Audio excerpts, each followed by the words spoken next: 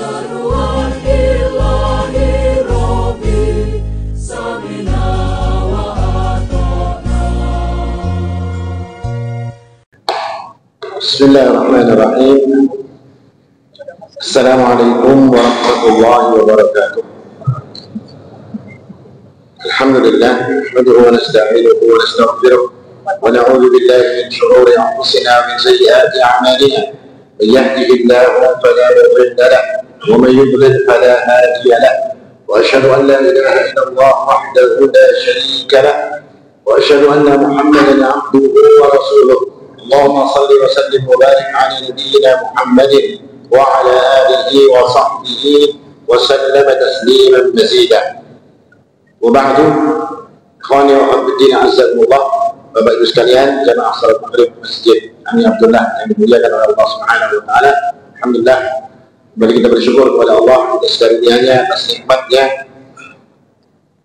Kita kembali bisa berada di tempat yang mulia ini, dan kita berharap semoga Allah senantiasa memberikan kepada kita karunia dan kemudahan untuk kita senantiasa berada di tempat-tempat lain seperti tempat kita pada hari ini. Ya Rabbal Alamin.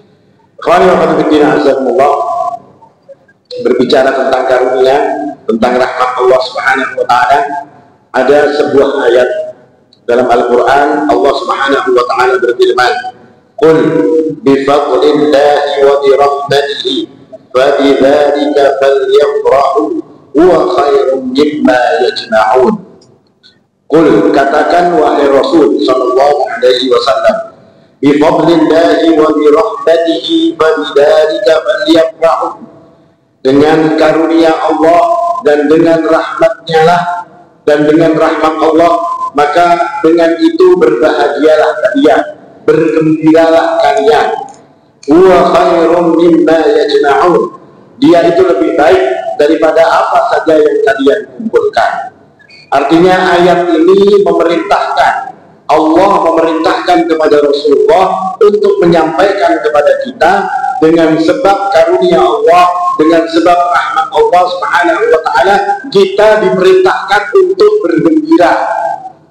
Artinya gembira dengan karunia Allah, bergembira dengan rahmat Allah. Seperti hari ini kita duduk di kajian ilmu, kita melaksanakan sholat wajib, ini semua dengan karunia dan rahmat Allah Subhanahu wa taala. Maka Allah perintahkan kita ini untuk gembira. Fabidzalika falyafrahu. Dengan itu semua kata Allah Subhanahu wa taala, bergembiralah kalian.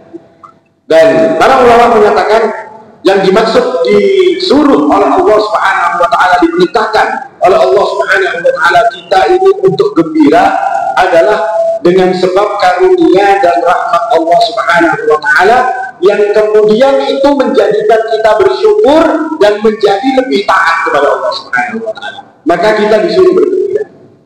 Contohnya hari ini lagi, Pak. Saya ulang lagi, contohnya hari ini kita gembira dengan sebab apa? Dengan sebab diberikan kesehatan misalnya. Kita bisa berada di tempat yang mulia ini, buka puasa Kamis bersama, setelah itu sholat berjamaah, setelah itu duduk di dalam kajian ilmu, yang insya Allah semua perkara yang kita lakukan itu akan diberkati dan dirahmati oleh Allah dan diterima oleh Allah Subhanahu wa taala. Kita gembira ketika itu menjadikan kita semakin taat, syukur kita ditunjukkan dengan semakin taat. Maka gembira yang seperti ini adalah gembira yang diperintahkan oleh Allah dalam ayat di atas. Karena ada lagi gembira dengan karunia Allah, dengan rahmat Allah Subhanahu wa taala mereka mendapatkan sesuatu, tapi gembiranya tidak menjadikan mereka bersyukur atau menjadikan mereka bersyukur, tetapi menggunakannya untuk kemaksiatan. Gembira dapat duit misalnya, alhamdulillah dapat maklaran. Ya sana Pak, main judol malam ini. Nah ini gembira dia dengan rahmat Allah, dengan karunia Allah dan rezeki. Tapi dia gunakan untuk bermaksiat kepada Allah Subhanahu wa taala. Atau digunakannya datang beramian, atau digunakannya datang ke klub-klub malam, ke diskotik, ke karaoke, yang mana, pokoknya yang maksiat. Ini gembira yang dicela oleh Allah Subhanahu wa taala. Ada lagi model gembira yang disebutkan oleh para ulama, gembira karena kebatilan, gembira karena kejelekan. Kita ini kadang-kadang kada berasa rancak melakukan. Ian kalau misalnya duduk di muka rumah ya, sambil ngopi, terus ada orang berjalan kesandung kok. Orang itu terjerungkup kena batu terus terjerungkup. Kira-kira yang ekspresi kita atau yang kita lakukan apa yang kita lakukan? Ketawa, gembira. Ini gembira yang baru, gembira yang tidak disenangi oleh Allah Subhanahu wa Ta'ala. Karena gembiranya ini menuju kepada keburukan. Ini gembira yang tidak disukai oleh Allah. Gembira model yang lain adalah gembira yang kemudian seseorang itu menjadikan dirinya membanggakan dirinya. Seperti gembiranya Qarun, ketika dia mendapatkan harta yang banyak, dia banggakan dirinya. Innama utituhu ala ilmin indi. Sesungguhnya semua ini kata Qarun aku dapatkan karena ilmu yang aku punya. Gembira dia, bangga dia. Tetapi ini sesuatu yang dicela oleh Allah Subhanahu wa Ta'ala. Maka bagi kita umat Nabi Muhammad SAW yang Allah perintahkan kita untuk bergembira adalah bergembira karena karunia Allah, karena rahmat Allah yang itu mengajak kita kepada ketaatan, yang itu menjadikan kita bisa bersyukur kepada Allah Subhanahu wa Ta'ala. Dan Nabi Muhammad SAW adalah suri tauladan bagi kita.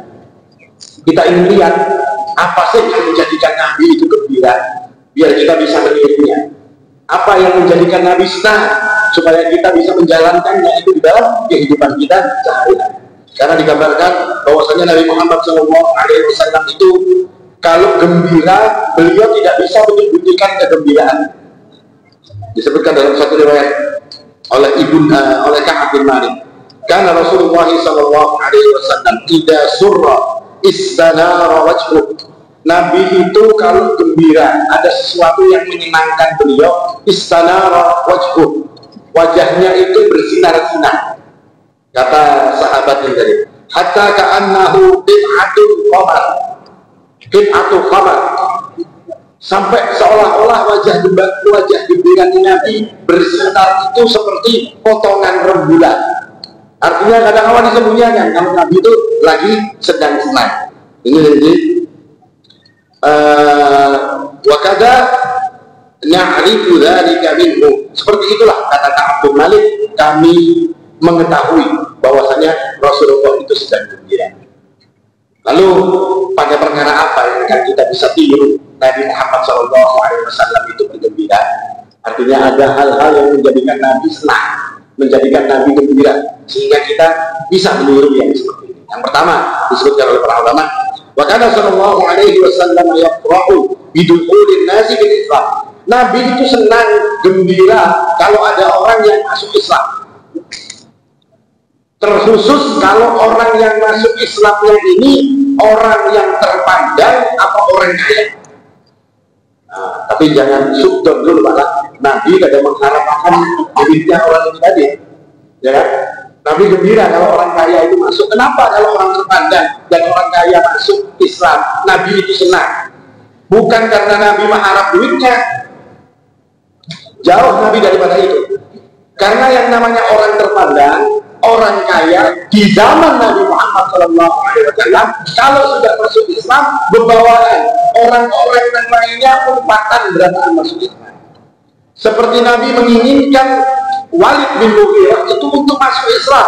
Kenapa? Walid bin Mughirah ini orang super kaya, konglomerat, ya kan, oligarki, terpandang. Nabi senang sekali kalau dia masuk. Kenapa? Karena kalau dia masuk Islam, seluruh kabilahnya akan masuk Islam. Artinya ratusan atau ribuan orang akan masuk Islam dengan masuk Islamnya orang yang terpandang. Seperti itu, Pak. Jadi jangan dipikirkan kalau Nabi Suci nyaman dibayar duitnya. Enggak, bukan itu. Tapi kultur orang zaman dulu seperti itu. Kalau orang terpandang masuk Islam, satu kampung masuk Islam. Sehingga semua yang menjadi Islam ini banyak sekali dengan seperti itu. Makanya Nabi lebih gembira kalau ada orang yang seperti ini masuk Islam. Makanya disebutkan dalam satu riwayat, ketika Fathu Makkah, Anna Ummah Hakim bintu Haris, ada orang yang bernama Ummu Hakim bintu Haris bin Hisham bin Hisham Ummu Hakim ini Ummu Hakim ini pernah menikah dengan saudaranya Ibunda Khadijah. Jadi Hakim bin Hizam itu keponakannya Ibunda Khadijah. Jadi ini kerabatnya Nabi Muhammad SAW dari jalur istri beliau Ibunda Khadijah. Ummu Hakim, ibunya Hakim ini iparnya Ibunda Khadijah. Jadi Ummu Hakim ini iparnya Ibunda Khadijah. Ini punya suaminya namanya Ikrimah bin Abu Jahal. Ya kan? Ikrimah bin Abu Jahal. Hakim bin Hizam itu orang terpandang. Abu Jahal itu orang terpandang. Ya kan? Abu Jahal itu orang terpandang, bukan orang sembarangan Abu Jahal. Anaknya namanya Ikrimah bin Abu Jahal. Ketika Fathu Makkah, Ummu Hakim ibnu Hizam ini masuk Islam. Tapi Ikrimah, karena dia ini anaknya Pak Jahal tadi, bin Jahal tadi, lari dia pergi. Ketika orang masuk Islam, Nabi menaklukkan kota Mekah, dia pergi menuju Yaman. Karena dia takut dengan Nabi Muhammad SAW. Kemudian Ummu Hakim ini tadi datang kepada Nabi dan dia masuk Islam. Dia masuk ke dalam Islam. Lalu pun dia kemudian berbicara kepada Nabi Muhammad SAW tentang keadaan Nabi ini dilihat oleh Ummu Hakim tadi. Akhirnya dia susul suaminya ke Yaman. Lalu dikabarkan bahwa ya Rasulullah SAW bukan seperti itu. Mentang-mentang kamu anaknya Abu Jahal terus hendak dibunuhnya. Karena Ikrimah ini orang yang membunuh Sa'ad bin Mu'ad. Sa'ad bin Mu'ad ini pembesarnya orang Ansor, dipanah oleh Ikrimah, meninggal Sa'ad bin Mu'ad. Siapa Sa'ad bin Mu'ad ini? Orang yang meninggal waktu kematiannya itu arsy Allah Subhanahu wa Ta'ala bergetar. Artinya orang hebat. Dia takut kalau sampai Nabi marah, buka dia diambil dia begininya, dikatakan oleh istrinya Nabi Muhammad SAW bukan seperti itu. Akhirnya setelah dibujuk, Ikrimah ini pun kemudian datang. Ketika dia datang atau sebelum dia datang, Nabi sudah berpesan kepada para sahabat, jangan kalian singgung-singgung bapak. Ikrimah ini anaknya Abu Jahal, orang yang durhakanya luar biasa ini. Jangan dicela-cela bapaknya, jangan disinggung-singgung bapaknya. Dan bahkan ketika Ikrimah itu datang, Nabi Muhammad SAW itu wajahnya, falamma ra'ahu Rasulullah SAW wazaba ilaihi farhan wa ma alaihi rida'un hatta baya'ahu. Dan Nabi itu ketika melihat Ikrimah itu datang, Nabi itu berdiri dan mukanya kelihatan gembira, sampai kemudian surbannya Nabi atau ridaknya Nabi, jubahnya Nabi ini dihamparkan untuk duduknya Ikrimah. Karena Nabi Muhammad SAW begitu senang dengan masuknya orang ini ke dalam Islam. Kenapa? Karena buntutnya banyak orang ini. Waktu dia masuk Islam, sudah ibaratnya kalau termul-termulnya banyak ya. Jadi umpatan berantakan, ya kan? Masuk Islam semuanya gara-gara orang ini masuk ke dalam Islam. Makanya Nabi SAW gembira. Demikian pula ketika Adi bin Hatim. Adi bin Hatim ini orang terpandang. Bapaknya namanya Hatim At-Ta'i. Hatim At-Ta'i ini adalah orang yang melindungi Nabi Muhammad SAW ketika masuk ke dalam Mekah. Nabi itu pergi ke Taif. Balik dari Taif dilarang untuk masuk ke dalam kota Mekah. Yang melindungi Hatim At-Ta'i dengan mengerahkan 17 anaknya dengan bawa pedang semua, mengawal Nabi untuk masuk ke dalam kota Mekah. Anaknya ada yang namanya Adi bin Hatim, agamanya Nasrani. Ketika Nabi Muhammad SAW ini mendekat kepada kampungnya Adi bin Hatim, Adi bin Hatim lari ke Suriah, karena Suriah pada saat itu dikuasai oleh orang-orang Nasrani. Setelah dia sampai di sana, lalu diceritakan kepada orang-orang ini tadi bahwasanya Muhammad ini menang dan segala macam. Dia takut akan terjadi sesuatu yang buruk padanya. Lalu diceritakan oleh orang-orang bahwasanya Nabi Muhammad bukan seperti itu. Meskipun beliau menang, terus nggak mau bantai-bantai orang, nggak mau. Akhirnya dia datang ke teman-temannya. Kalau kamu datang, kamu akan diperlakukan dengan baik. Lalu dia datang. Setelah dia datang, lalu Nabi Muhammad SAW terlihat wajahnya senang. Lalu Nabi mengajaknya diajak bicara oleh Nabi Muhammad SAW. Wahai Adi bin Hatim, kata Nabi Muhammad SAW, saya tahu ada 3 hal yang membuat kamu nggak mau masuk Islam. Kaget Adi bin Hatim. Kok tahu? Karena Nabi kan tahu. Nabi diberi wahyu oleh Allah. Yang kamu menjadikan kamu itu menunda atau tidak mau engkau masuk Islam, bahwasanya engkau melihat orang-orang Islam itu miskin. Iya, kata Adi bin Hatim, sebentar lagi mereka akan menjadikan. Yang kedua yang menjadikan engkau tidak mau masuk ke dalam Islam adalah engkau menganggap bahwasanya pengikutnya orang Islam itu sedikit. Sekali lagi Hatim mengatakan, iya wahai Muhammad Sallallahu Alaihi Wasallam, ketahuilah wahai Adi bin Hatim, sebentar lagi umat ini akan menjadi banyak Islam. Yang ketiga, kata Muhammad Sallallahu Alaihi Wasallam, kamu menganggap bahwasanya raja-raja itu bukan dari kalangan kaum muslimin. Penguasa-penguasa yang ada itu bukan dari kalangan kaum muslimin. Iya, kata Adi bin Hatim, sebentar lagi itu akan dilihat orang-orang Islam ini akan menjadi penguasa itu. Kaget Adi bin Hatim. Alasannya sebelum dia ngomong dibongkar habis oleh Nabi Muhammad SAW. Lalu dia mengatakan, fa inni jitu muslimah. Wahai Nabi, sesungguhnya saya ini datang dalam keadaan berserah diri akan masuk ke dalam Islam. Falamma fara'aitu wajhahu tabassata farhan. Nabi SAW langsung mukanya terlihat berseri-seri dengan sebab masuknya Adi bin Hatim ke dalam Islam. Nah, ini pelajaran yang kita. Hari ini kan kita sering lihat orang masuk Islam, lihat orang fulan masuk Islam, artis masuk Islam, pengusaha masuk Islam. Ada siapa baru-baru ini Pak, dokter siapa? Orang Chinese itu, dokter siapa? Dokter Richard masuk Islam. Apa yang harus kita lakukan? Ya gembira, karena ada orang masuk Islam. Karena ada sekelompok manusia, ada orang-orang ini yang agak aneh. Orang ini masuk Islam, lewat tangannya siapa dia masuk Islam? Lewat tangannya Felixio. Kurang sip.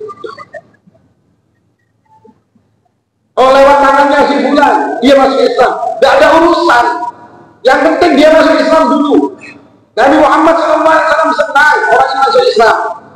Kita mengkotak-kotakkan diri kita sendiri. Oh, masuk Islamnya kok lewat ini, harusnya lewat jalurnya ustaz saya.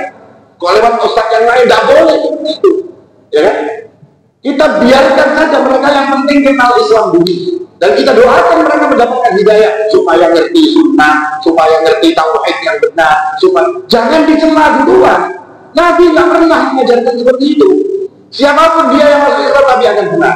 Hari ini kita juga harus begitu, ya kan? Harus senang. Makanya kata Allah Subhanahu wa taala, "Fa in tabu wa aqamus salata wa atuz zakata fa ikhwanukum fid-din."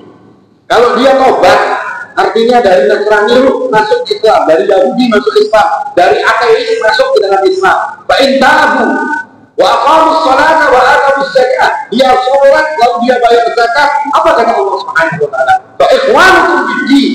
Dia itu saudara seagama denganmu.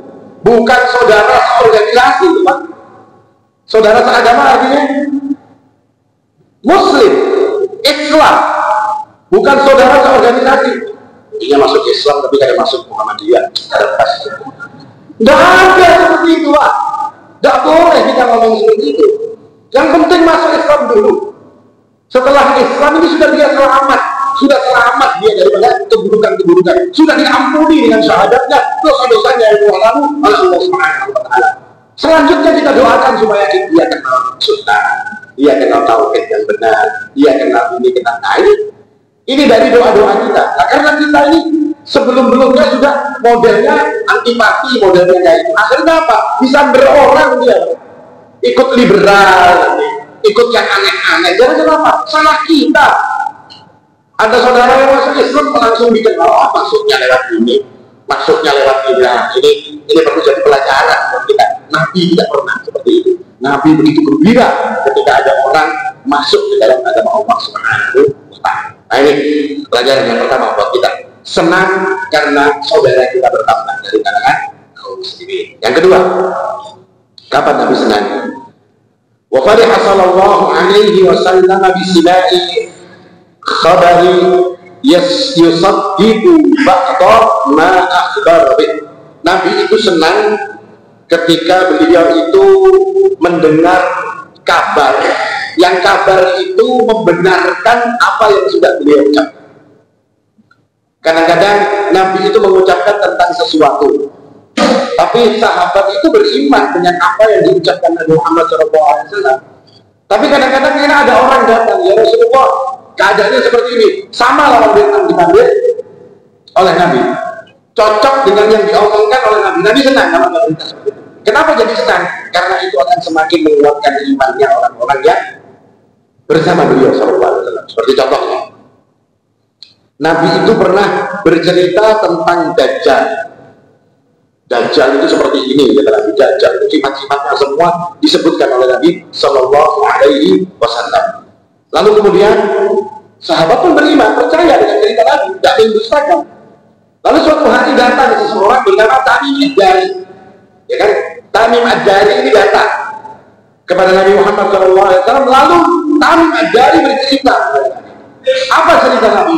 Ceritanya tentang Dajjal. Orang yang dia temui itu cocok dengan apa yang diceritakan oleh Nabi kepada para sahabat SAW. Mendengar ini Nabi Muhammad langsung kumpul semua.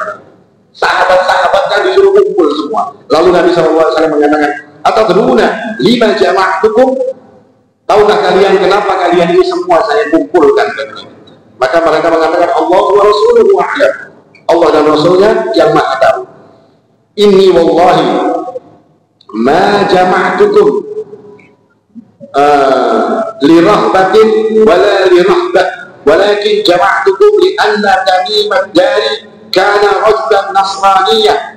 Aku mengumpulkan kalian ini, kata Nabi Muhammad SAW, karena baru saja datang seseorang yang bernama Tamim Ad-Dari. Tamim Ad-Dari ini dari Yaman, dia agamanya Nasrani, kata Rasulullah SAW.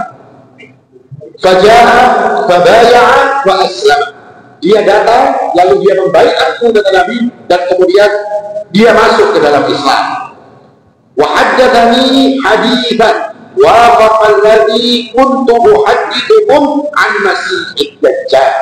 Dan dia bercerita kepada aku, kata Nabi, bahwasanya dia menceritakan sesuatu perkara yang sama dengan yang pernah aku ceritakan kepada kalian, yakni tentang Al-Masih Ad-Dajjal. Jadi kita tahu kan, Tamim Ad-Dari naik kapal, kapalnya kena gelombang puter-puter dan karuan sampai terombang ambing 1 bulan di tengah laut. Tidak tahu utara, selatan, barat, timur, tidak tahu. Mati arah sudah belum. Sampai kemudian dia singgah di satu pulau. Di pulau itu dia ketemu dengan binatang yang bisa ngomong, namanya Al-Jassas, ya kan? Ini mata-matanya Dajjal. Sampai kemudian Tamim Ad-Dari diantarkan ke satu kuil. Di kuil itu ada orang yang di lantai. Lalu orang itu bertanya tentang macam-macam, tentang kebun di Baisan, tentang sumber air yang ada di Israel, dan tentang segala macam. Lalu dia bertanya pada Tamim Ad-Dari, maka semua itu diceritakan oleh Tamim Ad-Dari. Sampai kemudian Tamim Ad-Dari itu balik pulang dan ketemu jalannya, lalu dia ketemu dengan Nabi, dia ceritakan semua cerita tadi. Nah, cerita yang diceritakan oleh Tamim ini ceritanya sama dengan yang diceritakan Nabi kepada sahabat-sahabat Nabi Muhammad SAW. Contohnya kayak ini, Pak. Pian ini memadai anak pian, jangan ke sana. Hendak misalnya kemana, Pak? Anak pian hendak kemana? Hendak ke mandi angin, hendak ke mandi angin. Jadi ya jangan, air masuk angin. Si mandinya pakai angin. Jangan kayaknya masuk angin. Tapi anak pian ini percaya, ya. Lalu kemudian ada orang datang berkisah dalam pian. Pak, anak saya kemarin ke mandi angin, sekalinya ini masuk angin. Seperti apa? Nah, ya kalau deh, jalan-jalan ke mandi angin masuk angin ini. Ada mau keluar anginnya masuk ke dalam kamar. Nah, modelnya seperti ini. Kita gembira juga ketika apa yang kita sampaikan itu ada yang mendukungnya. Nabi Muhammad SAW gembira. Bukan berarti sahabat gak beriman. Tidak. Sahabat beriman. dengan cerita tentang Dajjal sahabat beriman. Tidak ada sahabat yang tidak beriman kepada cerita Nabi Muhammad SAW kecuali para nabi. Sahabat beriman semua, tapi ketika ada orang yang menceritakan sesuatu, menjadikan lebih yakin dengan apa yang dikatakan oleh Nabi Muhammad SAW. Sama seperti kita tadi, Pak. Anak kita tadi percaya lawan kita. Masuk sih gara-gara mandi angin, masuk angin, ya kan? Masak ya, mengador jangan-jangan apa gitu. Atau dia percaya kenapa dia bukan bapaknya, karena insya Allah anak-anak dia berataan nurut ya. Setelah datang orang nanti menceritakan yang seperti itu, tambah yakin, bujur hujan apa ternyata seperti itu. Nah, ini modelnya Nabi Muhammad SAW gembira ketika kabar-kabar wahyu-wahyu yang disampaikan oleh Allah itu ada yang menyamainya atau sama ceritanya dengan yang diceritakan oleh Nabi Muhammad SAW. Boleh yang berikutnya, kapan lagi Nabi Muhammad SAW gembira? Nabi itu gembira ketika wa qala sallallahu alaihi wasallam idza asaba lamma asaba ashabuhu khairah, ketika para sahabat itu mendapatkan kebaikan. Seperti Nabi itu gembira dengan taubatnya Ka'ab bin Malik. Nabi gembira dengan taubatnya Ka'ab bin Malik diterima. Kenapa? Ka'ab bin Malik ini waktu perang Tabuk dia mangkir, tidak mau ikut perang. Setelah Rasulullah pulang dari Tabuk, menang perangnya. Maka orang-orang semua ngaku, Rasulullah, saya kemarin itu gak ikut perang, apa garing, ada nama silahu, ada nama segala macam. Ya sudah, iya. Ka'ab bin Malik ini dengan 3 teman, ada hubungan 2 teman, jadi ada 3 orang. Ka'ab bin Malik ini ngaku terus terang dengan ya Rasulullah, sebujurnya orang tidak apa-apa, tapi ulun koler 4 teman. Jujur dia, koler 4 teman, karena waktu itu lagi pasanya panen kurma, terus musimnya panasnya luar biasa, uyuh badar perang pada saat itu. Lalu Nabi mengatakan tunggu keputusan dari Allah Subhanahu wa Ta'ala. Terus dia dihukum. Hukumannya itu tidak main-main. Hukumannya orang seluruh Madinah tidak boleh ngomong kepada Nabi. Setelah sudah 1 bulan tidak boleh ngomong, bininya dikira oleh Nabi Muhammad SAW. Bininya Ka'ab sini. Kada boleh dipanggil sama Ka'ab. Jauh ya, jangan dikawan lagi. Hukumannya berat sekali. Istrinya pergi, semua pergi sendiri dia ke Batangkara. Unyuk-unyuk di kota Madinah ini, kadang yang lahirani nggak ada yang mau ngajak ngomong, ya kan? Ini Ka'ab bin Malik sampai kemudian setelah 3 bulan diterima tobatnya Allah Subhanahu wa Ta'ala. Lalu Ka'ab pun berkata, ya Rasulullah, ini diterima amin indika amin indika. Ini keputusan dari engkau atau dari Allah? Lalu Nabi mengatakan dari Allah Subhanahu wa Ta'ala, kata Rasul Sallallahu Alaihi Wasallam. Ini seperti diriwayatkan di dalam Al-Bukhari. Nah, Nabi Sallallahu Alaihi Wasallam ketika Ka'ab bin Malik ini datang, karena Nabi mengatakan panggil Ka'ab bin Malik setelah berbunuh orang sembunyian, sampai dia itu salam tapi nggak jawab. Assalamualaikum ya Rasulullah. Nabi dia karena beratnya hukumannya kepada Ka'ab. Lalu kemudian panggil Ka'ab. Setelah Ka'ab itu datang, maka Nabi Shallallahu Alaihi Wasallam wa huwa yad'u wajhuhu minas surur.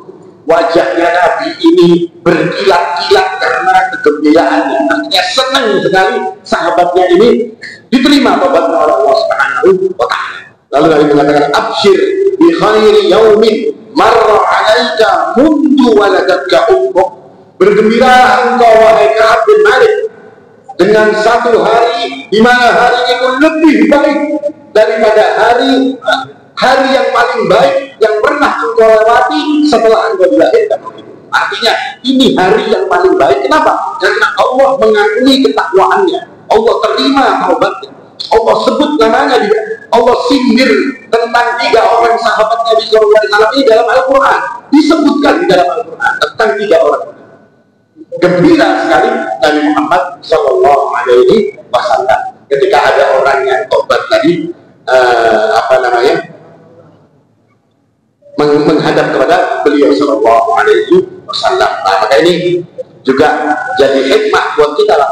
Ketika kita punya saudara yang namanya taubat, lalu namanya disebut Allah, taubatnya diterima Allah, diakui sebagai orang bertakwa Allah, itu namanya kebaikan.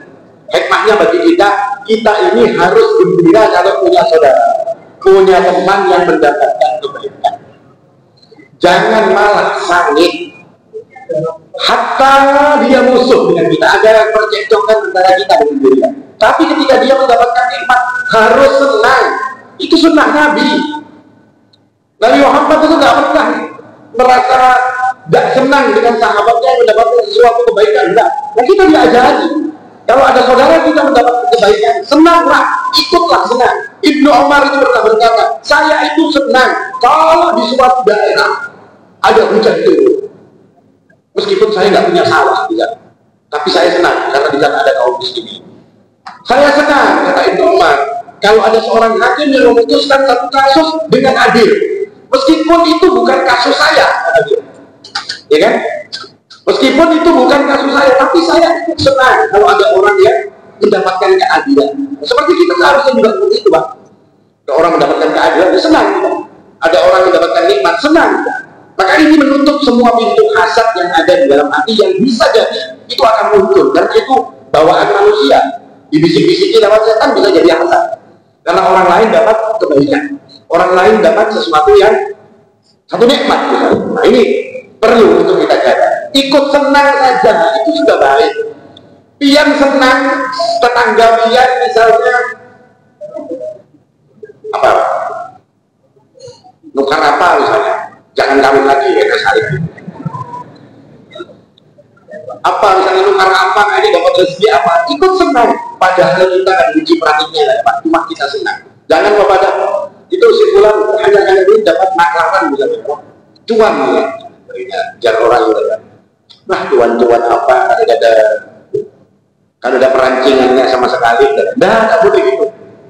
Seperti Ibnu Umar tadi, meskipun saya nggak punya sawah, ada urusan dengan orang tak saya. Nah, senangnya kita ketika ada orang mendapatkan nikmat, kita itu dapat pahala. Apa pahalanya? Pahala mengikuti sunnah Nabi, ajaran Nabi. Nah, kalau kita nggak senang, jadi seperti siapa, Pak? Seperti Abu Jahal, seperti Walid bin Mughirah. Kalau ada orang dapat senang, dia nggak senang. Nah, kita nggak boleh. Siapapun dia, meskipun ada kecipratan, meskipun ada terasai, meskipun apa bahasanya, yang jelas harus senang, karena itu adalah sunnah Nabi Muhammad Sallallahu Alaihi Wasallam. Yang berikutnya lagi yang disebutkan dalam riwayat wa fariha sallallahu alaihi wasallam indama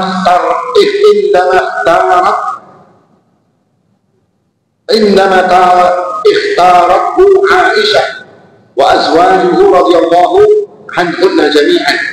Nabi senang ketika Aisyah radhiyallahu anha, ibunda Aisyah dan istri-istri Nabi yang lain itu memilih untuk ikut Allah dan Rasulnya, memilih Allah dan Rasulnya.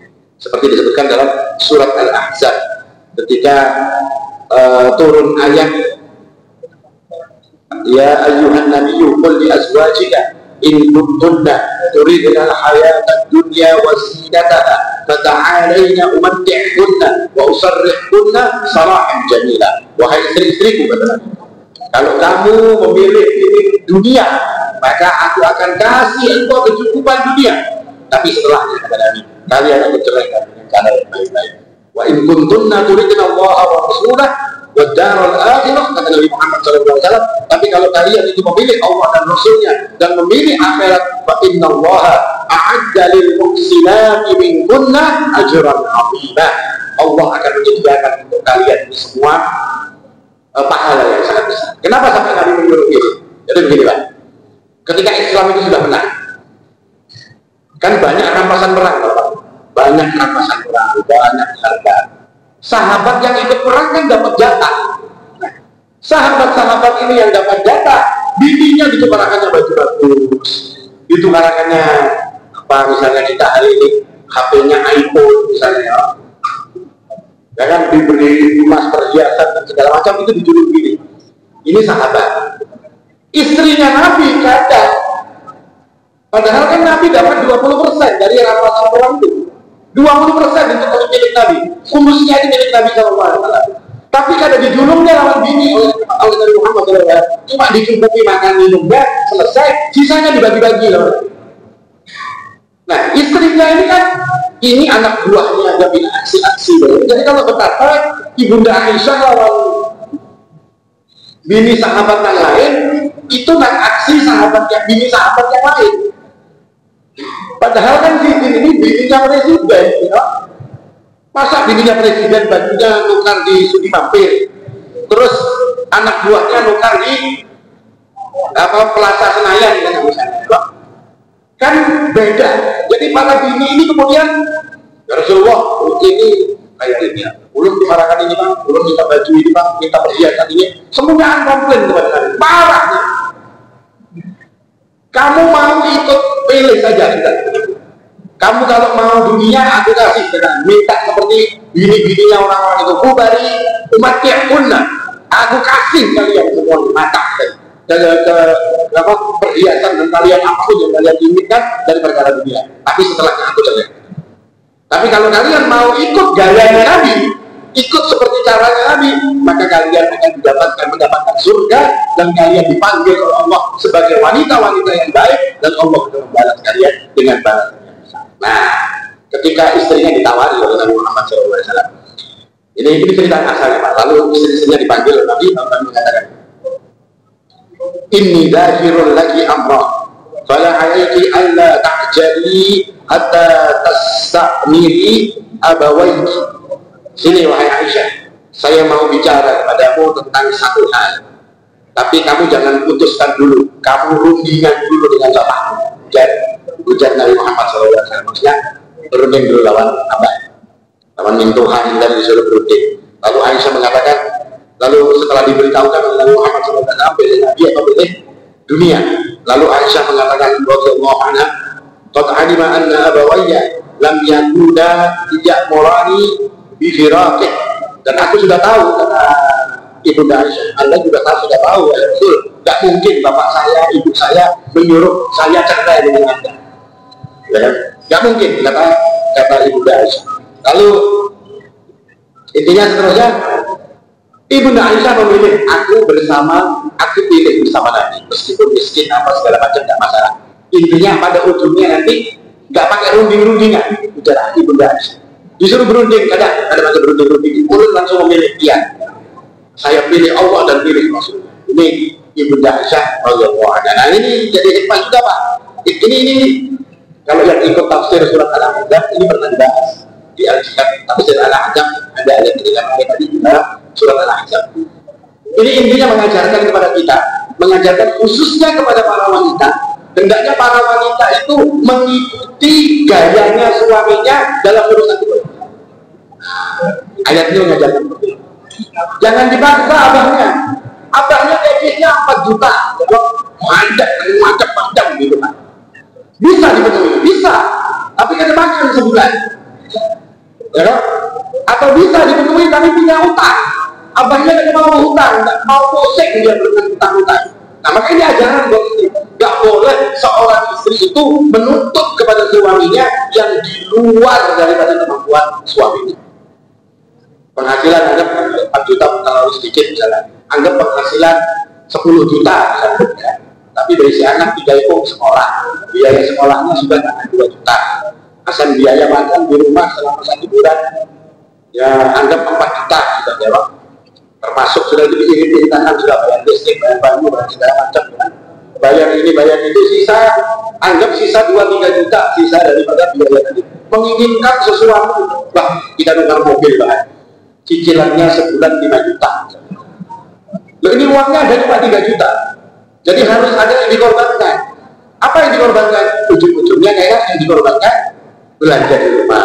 Ujung-ujungnya yang dikorbankan belanja anak di sekolah. Nah nggak boleh wanita yang seperti ini. Dan contohnya di Nabi kan. Istri-istri Nabi ini berdiri juga Pak. Sama dari ibu kita. Melihat tetangga-tetangganya pasti awal. Itu kan anak buah dia di kantor. Kenapa ini bisa kayak ini? Kenapa dia tidak kawal? Nah, ya, kan ada Pak suara kayak Pak. Kenapa ini bisa? Kenapa dia tidak bisa? Padahal memang kita tidak bisa. Sekali ini memang bisa itu karena mungkin punya sampingan, punya apa? Entah di situ entah di siapa. Yang jelas pokoknya beda. Nah itu nggak boleh. Seorang wanita, ya sudah, suamimu itu seperti apa, ya sudah terima apa adanya. Jadilah wanita qanaah. Kata Nabi, wa a'tadna, kata Nabi sallallahu, kata Allah Subhanahu wa taala, fa inna Allaha a'adda lil muhsinati minkunna. Wanita yang bisa mengikuti model suaminya tadi dalam urusan belanja dan segala macam, itu dipanggil oleh Allah dengan muhsinat. Siapa muhsinat? Muhsinat itu wanita-wanita yang ihsan, ya kan?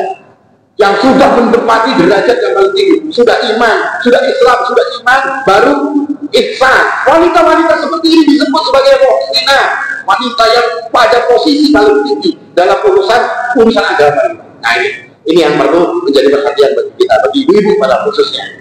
Yang terakhir, singkat, Nabi Muhammad SAW itu kalau menerima nikmat yang besar, nikmat yang menyenangkan hati beliau itu sujud syukur. Ini juga jadi sunnah bagi kita. Kalau dapat sesuatu yang menggembirakan, hendaklah kita sujud untuk bersyukur kepada Allah Subhanahu wa taala. Ini kira-kira yang saya sampaikan. Mudah-mudahan bermanfaat. Aku qouli hadza wal haqqu wa subhanallahi wa bihamdihi asyhadu an la ilaha illa anta astaghfiruka wa atubu ilaik. Wassalamu alaikum warahmatullahi wabarakatuh.